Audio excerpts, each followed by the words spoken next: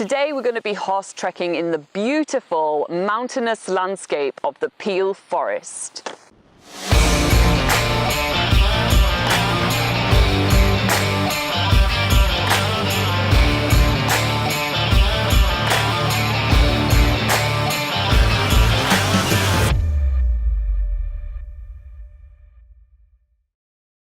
This morning we are arriving at the Peel Forest horse trekking. Unsurprisingly, the first thing that we see is horses, and ton of them. They actually have 15 horses here, and it's a great way to explore the Peel Forest area, which is a place that almost everybody skips, and this is a great shame because it's beautiful.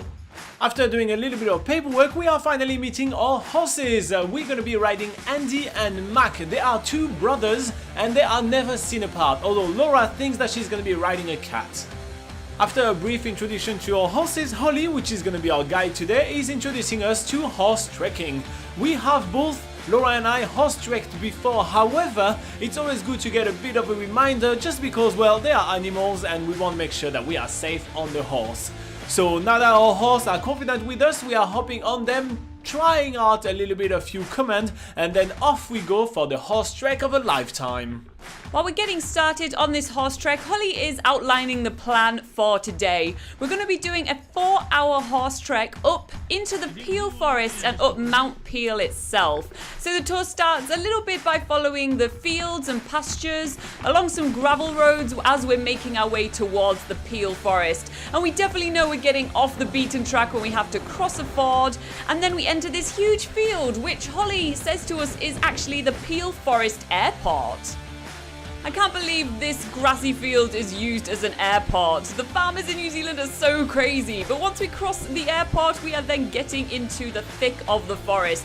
Or mostly the forest is getting into our faces. Every 2 seconds, we are getting hit in the face by all these pine trees. It's pretty hilarious, and I guess the horses are just messing with us.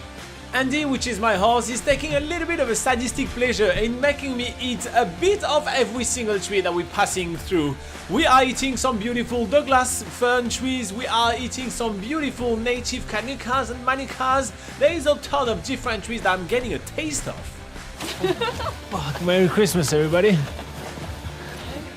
As we are getting up the cliffs and are higher in elevation, the trees are getting lower, the views are getting grander, and this is definitely when this trip is getting supercharged. The views are stunning, the trek is awesome, I'm loving it. So Peel Forest is called after Mount Peel, which is the mountain that we are currently climbing. It stands at 1,743 meters above sea levels and offers amazing views all around the surroundings. And this is why we are climbing it today, because we want to catch on those amazing views. Mount Peel is located at the foothills of the Southern Alps, offering us amazing views of both the Southern Alps on one side and the beautiful Canterbury Plains on the other side. This is the view which is absolutely unique in this region, as most of the Canterbury Plains, well, are very flat and there is no way to get a huge view of it aside from taking a flight. Holly has brought us to an amazing picnic spot on top of Mount Peel, and not only that, she has packed us some chocolates, shortcake, apples and even some beer. But because the horses have been doing all the work, I decided to share my apple with Mac. From up here we get absolutely stunning views and picture opportunities, and the Peel Forest spans about 769 hectares of a mix of native forest as well as all the pine forest that has been hitting us in the face. This place is absolutely stunning, and it's not only home to some awesome horse treks, but it's got heaps of hiking trails as well. But we're getting back onto our horses now to enjoy more of this awesome horse trek on Mount Peel.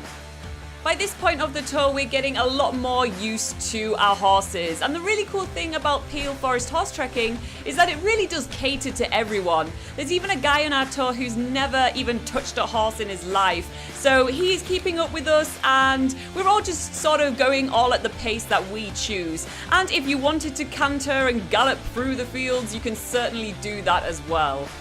I personally did find the downhill part the hardest one, because I had to get myself in a position that would be comfortable for the horse, as well as hitting my face on every single branches passing by, because, well, it's Andy, he really likes me to eat trees.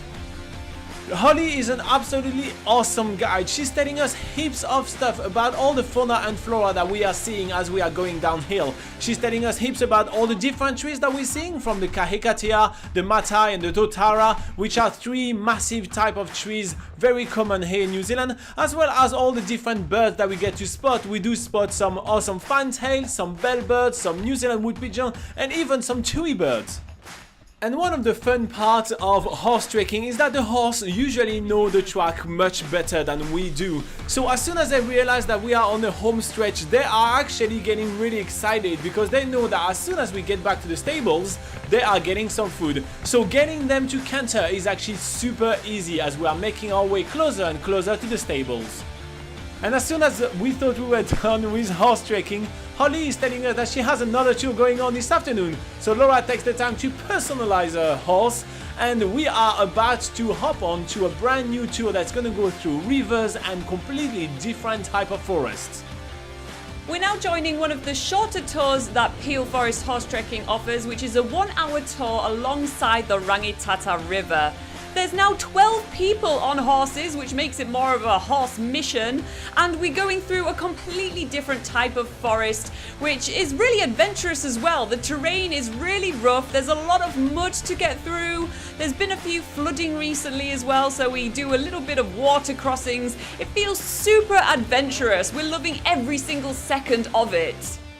It's really impressive to see how these horses handle going into the sections of the river that have flooded into the forest. There's some really deep water at some sections and thick with mud as well, but they seem to be able to do anything. They've been up mountains today, now they're wading through parts of the river. It's all good.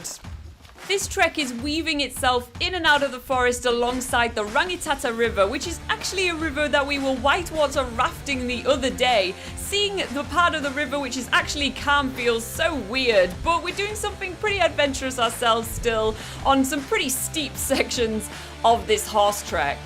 It's kind of hard to believe that this second horse trek is located in the same area than the very first one we did this morning.